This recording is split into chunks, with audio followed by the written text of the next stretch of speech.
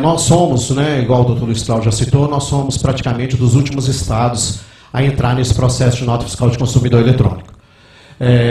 A gente,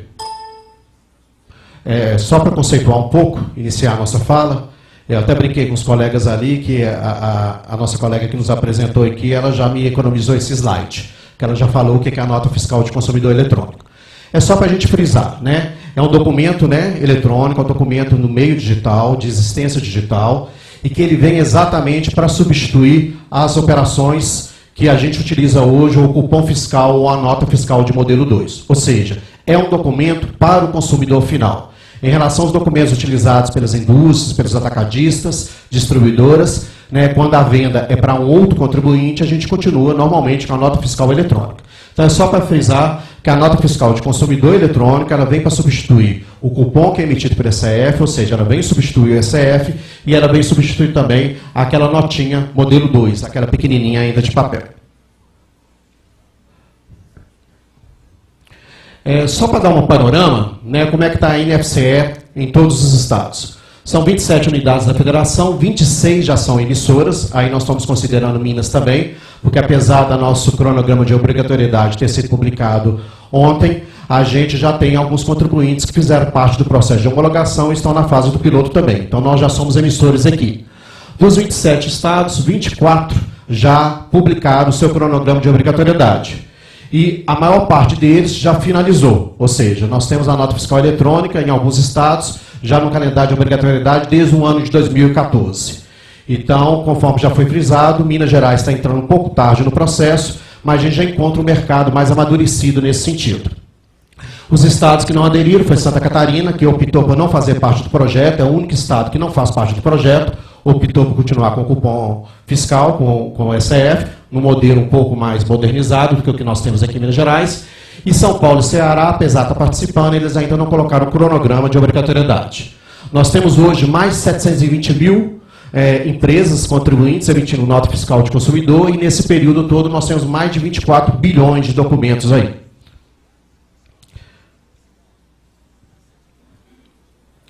Alguns benefícios. Vamos comentar só alguns benefícios aí em relação à nota fiscal de consumidor eletrônico.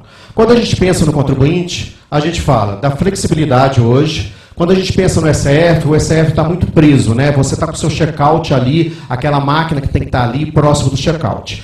A nota fiscal de consumidor não. Ela permite que você tenha uma maior mobilidade. Você pode utilizar outras plataformas de emissão. Você pode utilizar um smartphone, você pode utilizar um tablet, né? Você pode utilizar outros mecanismos. Então, o seu PDV hoje, ele não necessariamente tem que passar por um processo de autorização pelo fisco, como com o ECF é obrigado a fazer um credenciamento, uma lacração de máquina, todo aquele procedimento. Com a nota fiscal eletrônica acaba isso.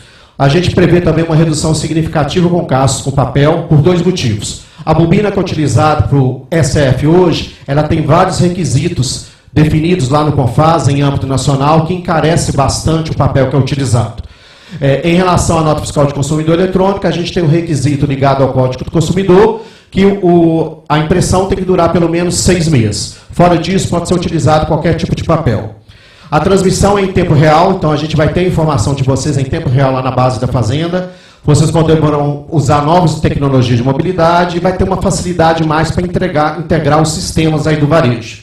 A gente teve como exemplo uma empresa do ramo de fast food, que já está fazendo parte do piloto com a gente, e que ela precisava dessa tecnologia para poder instalar totens de atendimento no ambiente lá das lojas. Né? No formato do ECF, não. Obrigatoriamente, o cliente tem que chegar lá na fila, entrar na fila, um caixa atender, né, naquele formato todo. Com essa mobilidade, ele pode spamar totens e o atendimento pode ser feito, né, pelo próprio cliente ali naquele momento.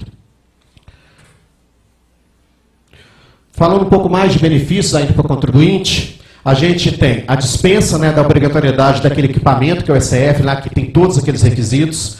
A gente vai ter uma simplificação muito grande das obrigações acessórias. Para os contribuintes, para os escritórios de contabilidade, conhece disso aí, a gente não vai falar mais de redução Z, a gente não vai falar mais de leitura X, a gente não fala mais de mapa resumo, a gente não fala de lacração de máquina, que você tem que ter um interventor credenciado para fazer a lacração daquela máquina, a gente não fala de cessação. E em relação ao Sintegra também, apesar da gente não ter alterado isso na legislação, a gente vai modificar na legislação para a partir do momento que o contribuinte do Simples Nacional que é quem hoje está obrigado ao Sintegra, né? Porque o débito-crédito está obrigado a FD. A partir do momento que ele for voluntariamente ou pelo nosso calendário de obrigatoriedade, passando a emitir a nota fiscal de consumidor eletrônico, ele já não vai precisar apresentar para a gente o Sintegra. Então já é uma obrigação acessória que vai ser reduzida aí. A gente, né, conforme eu comentei, a gente acaba aquela figura do interventor técnico, né? Eu não tenho que contratar um interventor para poder fazer nenhum procedimento, nenhuma máquina minha ali mais. Quando a gente pensa para o consumidor, benefício para o consumidor, ele vai poder consultar em tempo real aquela compra que ele fez, ele vai poder consultar nos nossos portais, através também do QR Code que a gente vai falar, que é um código bidimensional que vai estar lá no documento que vai ser emitido. Ele vai ter uma maior segurança quanto à autenticidade e validade desse documento, porque hoje, apesar do SF ter todos os requisitos de segurança, o aplicativo que faz o SF funcionar também tem todos os requisitos que têm que ser seguidos, a gente sabe muitas vezes que às vezes um documento ali ainda pode ser emitido, né, de forma fraudulenta. A nota fiscal de consumidor eletrônico não, eu recebi a nota ali no estabelecimento que eu fui, eu faço uma leitura com o meu smartphone do QR Code, ou eu vou no portal da Secretaria da Fazenda, consulto a chave de acesso, eu vou ver todas as informações ali a respeito das mercadorias, a respeito da transação comercial que eu realizei. Tem a possibilidade de receber o DANF, que é o documento auxiliar da nota fiscal eletrônica, do mesmo jeito que a gente tem o DANF lá, que é a representação impressa lá para a nota fiscal eletrônica, a gente tem o DANF da NFCE, que é a representação, né, impressa lá da nossa transação lá no estabelecimento, lá com o nosso, no varejo, né, o DANF da NFCE. Por opção, né, desde que o estabelecimento inclua essa regra dele lá nos aplicativos dele, o contribuinte, eu não quero receber o papel, eu não vou guardar esse DANF, eu prefiro ecologicamente não receber o papel, ele vai poder receber isso por mensagem, por e-mail também. Então a legislação permite essa possibilidade.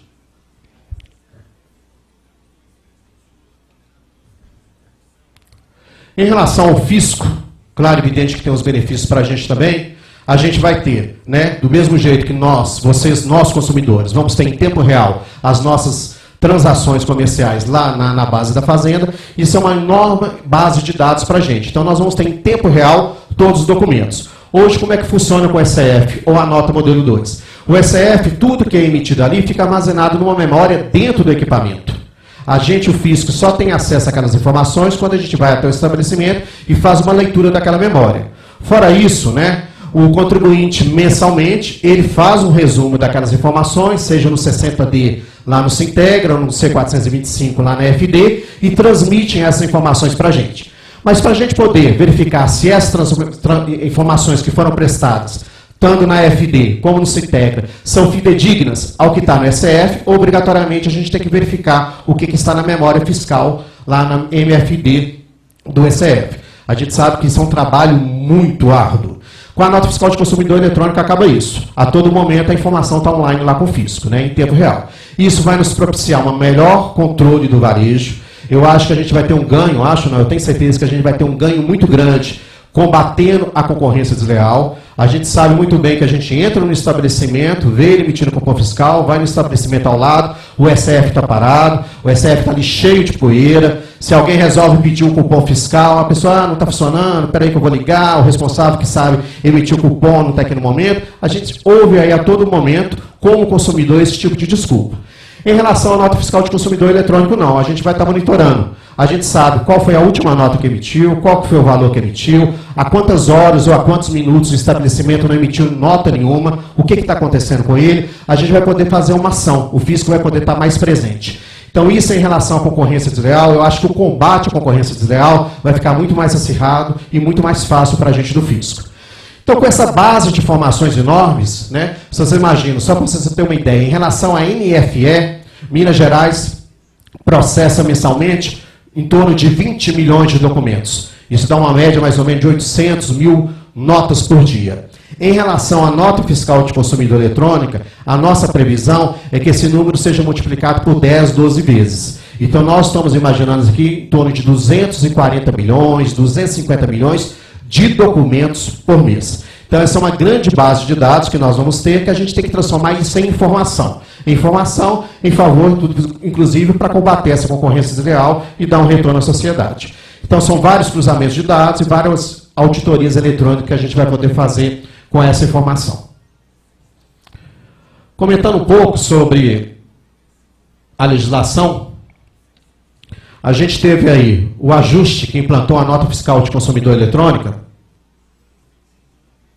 que é o ajuste 19 de 2016. Apesar dele ser de 2016, a nota fiscal de consumidor existe desde 2013. Conforme eu citei no início, alguns estados como Paraná, Rio Grande do Sul, o calendário de obrigatoriedade é desde 2014. O que acontecia, para quem acompanha a legislação, é porque inicialmente as informações da NFCE ficavam no mesmo ajuste da nota fiscal eletrônica, aquele ajuste número 7 de 2005.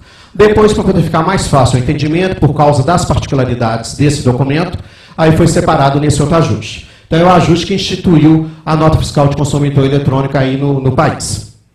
Minas Gerais regulamentou no decreto 47562, agora em dezembro, e essa semana foi publicada a resolução do secretário, 5.234, que traz algumas informações e o calendário de obrigatoriedade. Nós ficamos um pouco atrasados nesse processo, quando a gente pensa que o Paraná, o Rio, o Rio Grande do Sul, desde 2014 estão emitindo a NFCE, porque a gente precisava ver como que estava esse documento no mercado, ter um processo de amadurecimento e entender que era a melhor opção para Minas Gerais. E, além de tudo, também a gente precisava reestruturar a nossa área de TI. A nossa área de TI foi reestruturada, para poder estar apta a 24 horas por dia, 7 dias da semana, dar uma resposta ao contribuinte na hora que ele mandar um arquivo para a gente para poder autorizar a NFCE. Então, houve toda uma reestruturação nesse sentido, para que a gente possa estar 24 horas no ar, 7 dias de semana, evitando qualquer problema de contingência da nossa parte. Sobre a legislação, aí eu vou principalmente para o pessoal da área de contabilidade, eu acho importante verificar no nosso anexo 5. No nosso anexo 5, foi criada uma seção lá específica para a nota fiscal de consumidor eletrônico. Então, o regulamento nosso de CMS, você já conhece, está lá na página da Fazenda, tem um link para o regulamento. Dentro do anexo 5 foi criada essa seção que trata da nota fiscal de consumidor eletrônico. Então, é importante porque lá tem várias disposições, lá fala sobre a questão da obrigatoriedade, quais são as características da nota fiscal de consumidor, como que procede todo o procedimento para cadastramento, autorização de uso, o que é o documento auxiliar, o que é o DANF, quais são os procedimentos para cancelamento, quais são os procedimentos para contingência. Então, eu sugiro aí a leitura dessa parte do regulamento e tendo alguma dúvida, é só entrar em contato com a gente para esclarecimentos. Tá? A resolução que foi publicada também essa semana, o passador aqui está me passando a perna, que foi publicada essa semana, ela traz para a gente o calendário de obrigatoriedade. Além do calendário de obrigatoriedade, ela trata algumas questões operacionais, tá? Em relação ao ECF, em relação a algumas coisas de contingência. Então é interessante também fazer uma leitura criteriosa da resolução para poder sanar as dúvidas. Então vamos ao calendário de obrigatoriedade.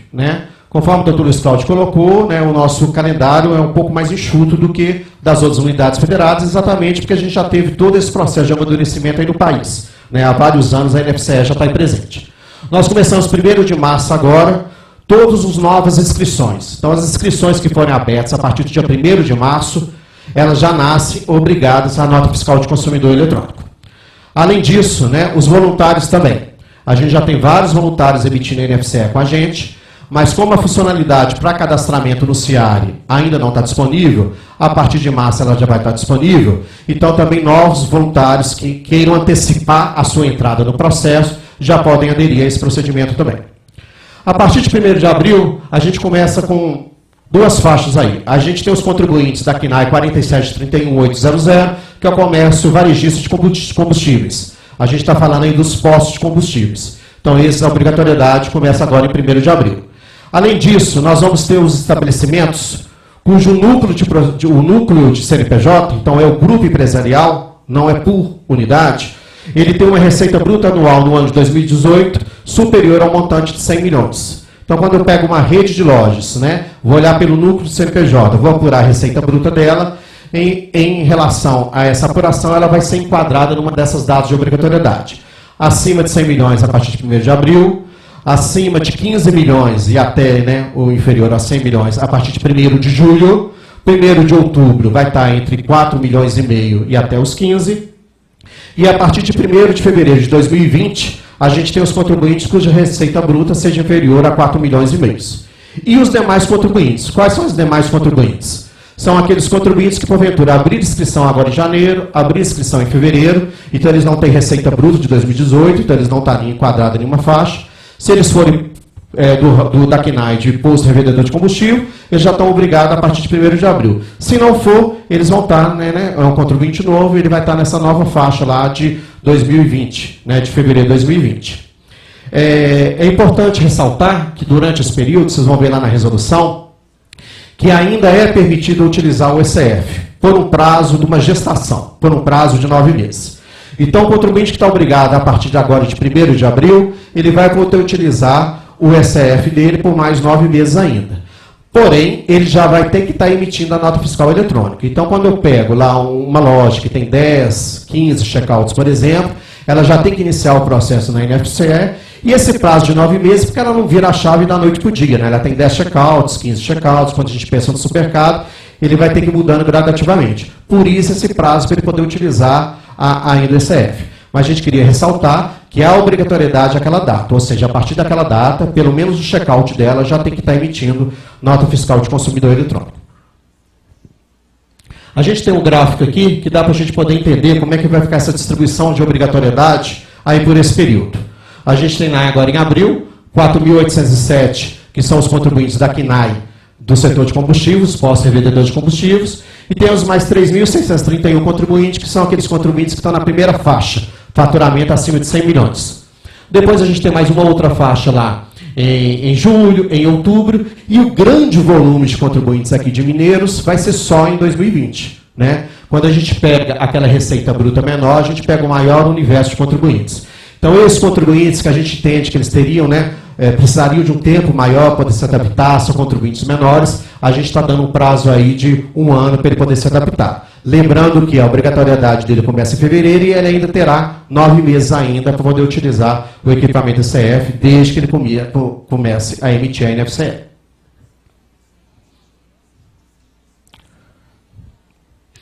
Tem algumas documentações técnicas que eu acho muito importante, principalmente para os desenvolvedores de software. Às vezes a empresa até, desenvolve o próprio software dela, às vezes ela compra, ou para os escritórios de contabilidade, que eu acho interessante. Esse portal é um portal nacional, NFCE Encate, ele é mantido pelo coordenador do projeto nacional, e ele tem toda a documentação técnica que é necessária ter conhecimento para poder saber todos os procedimentos. Ele tem o esquema de XML, XML é a terminação do arquivo, esse arquivo que é transmitido para emitir a nota fiscal de consumidor eletrônico, é transmitido para o fisco. Ele tem o MOC lá, que é o Manual de Orientação de Contribuinte, que traz todas as informações necessárias.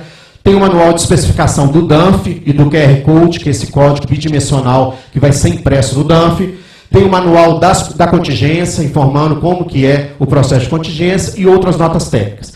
Então, eu sugiro que esse link aí fique salvo lá nos favoritos para poder consultar, porque ele é de grande relevância. Ele tira praticamente todas as dúvidas que a gente tem em relação ao NFCE. O objetivo dele é retirar todas.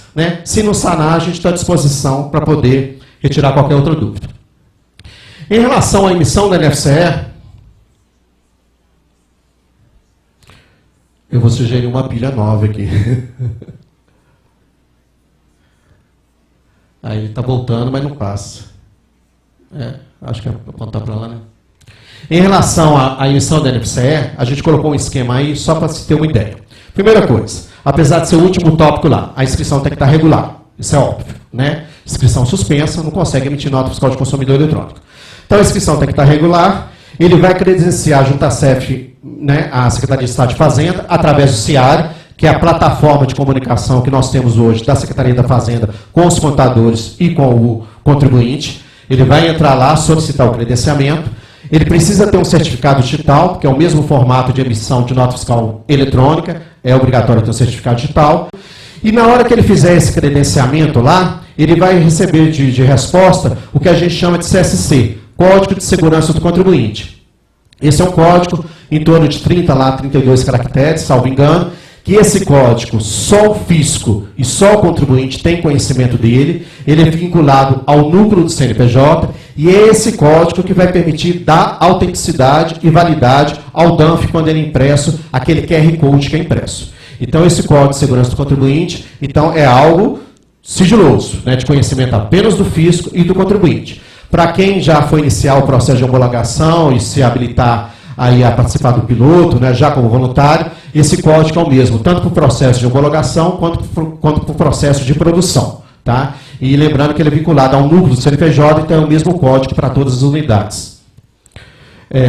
A gente também comentar aqui um pouco no caso de contingência. Né? O que é contingência? Né? O sistema está inoperante. Eu não consigo emitir nota fiscal de consumidor eletrônico. A gente tem duas contingências. A contingência pode ser da Secretaria de Estado de Fazenda, que a gente espera arduamente que não ocorra. O investimento que foi feito é exatamente para a Fazenda, né? A nossa TI está 7 dias da semana, 24 horas por dia no ar. Mas pode ocorrer também algum investimento por parte do contribuinte. A internet dele não está funcionando naquele momento, ele teve alguma pane, algo desse tipo. Hoje, se o ECF não funciona, ele emite, né, ou pelo menos deveria emitir, uma série D, que a gente está acabando com a série D também agora.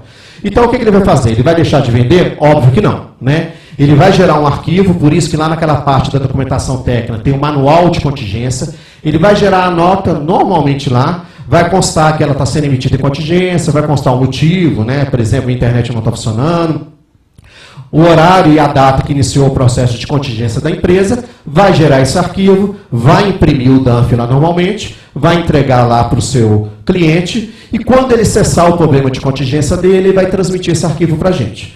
Então, a única forma de contingência para a NFCE que está sendo adotada em Minas é a contingência offline. Né? A empresa está fora do ar, está offline, ela vai gerar o arquivo, ela vai imprimir o DANF, vai liberar o cliente dela com a mercadoria. Esse DANF, nessa situação, somente nessa situação, vai ser impresso em duas vias. Uma via vai com o cliente, a outra via vai ficar com o estabelecimento, até que o estabelecimento, cessado o problema de contingência dele, ele tem um dia, após cessar o problema de contingência dele, transmitir todos aqueles arquivos para a Secretaria da Fazenda. Nesse período, até que ele faça a transmissão, ele tem que estar com essa outra via do DANF lá, porque se o fisco comparecer, tem que ter a comprovação do que foi emitido em contingência. Após o momento que ele sanar a contingência e conseguir transmitir o arquivo para a gente, receber a autorização de volta, ele já pode eliminar esses DANFs. Então, a única situação que o DANF tem que ser emitido em duas vias. Então, esse é o processo aí que a gente chama de contingência. Tá?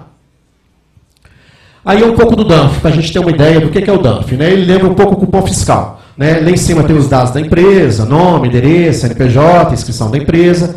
A gente tem os detalhes da compra, lá, mercadorias. A gente tem uma opção do DANF maior, ou se optar também para o DANF mais resumido, que a gente chama de DANF ecológico, para economizar mais papel. Valores, tudo. E o que a gente tem que destacar ali? A gente tem duas informações. A gente vai ter o endereço eletrônico lá da Secretaria de Estado de Fazenda e a chave da NFCE, que tem 44 caracteres. Se, porventura, eu quiser digitar os 44 caracteres lá no portal da Secretaria da Fazenda, eu vou obter todas as informações da minha nota lá, do que eu adquiri, do meu produto. Se eu quiser, eu vou utilizar o QR Code. Aquela imagem preta ali, aquele desenho é o QR Code. Né? É um código de barras bidimensional, que aquele CSC, aquele Código de Segurança de Contribuinte, que é fornecido para as empresas no momento do cadastramento, é exatamente para poder conseguir gerar esse QR Code. Aí de posse de um smartphone, ou de posse de um tablet e tal, qualquer leitor de código de base, eu faço aquela leitura, automaticamente já vai cair a consulta lá no portal da Secretaria da Fazenda, eu vou ver toda a transação, vou ter certeza que aquele documento é um documento válido, foi emitido, foi transmitido para a Secretaria da Fazenda. Isso também é interessante em relação, a gente tinha muito problema no CF, às vezes eu estava com o cupom fiscal, precisava levar a minha mercadoria para uma assistência técnica, tinha perdido o cupom, ia na loja, não conseguia emitir segunda via, tinha toda aquela burocracia. Isso não, se eu perdi ali, eu entro lá no portal da Fazenda, eu consigo imprimir todos os dados lá relacionados com aquela compra que eu efetuei. Isso facilita também. E outro fato que é importante ali, a gente tem a opção da identificação do CPF do comprador.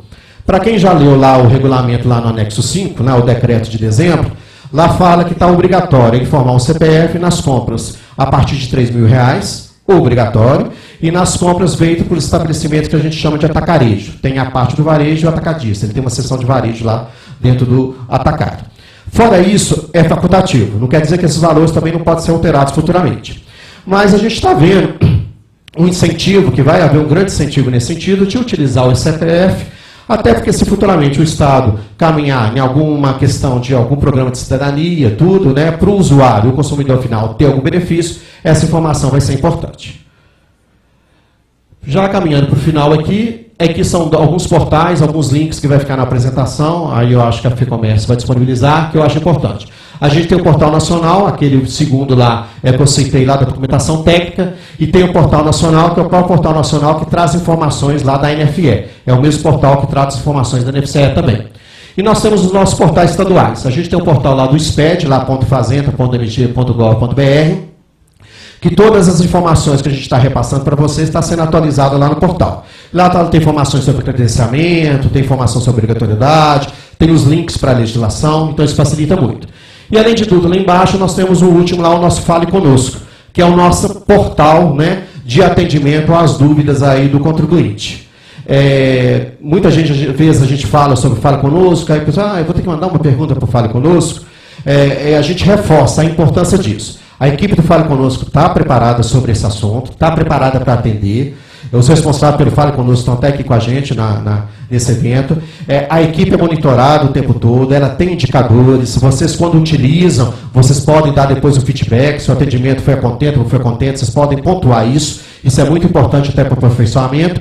E a equipe está preparada para tirar as dúvidas. Se a dúvida for muito técnica, muito específica, eles vão repassar para a gente, ou repassar para os nossos técnicos da área de TI, e a gente vai dar o retorno assim que possível. Então, eu acho que é importante aí vocês terem esses canais, que são os nossos canais de comunicação. Bem, eu acho que era esse o recado. A proposta nossa era dar uma ideia inicial do projeto, né? Falar que Minas Gerais está acreditando muito nesse projeto. A gente sabe da importância desse documento. Nós estamos 4, 5 anos atrás de alguns estados aí, estados que já venceram todo o cronograma. Então, a gente acredita que o mercado já conhece um pouco mais do assunto, então a gente vai ter uma facilidade maior de implantação. Estamos aí também disponíveis para poder qualquer esclarecimento. Obrigado.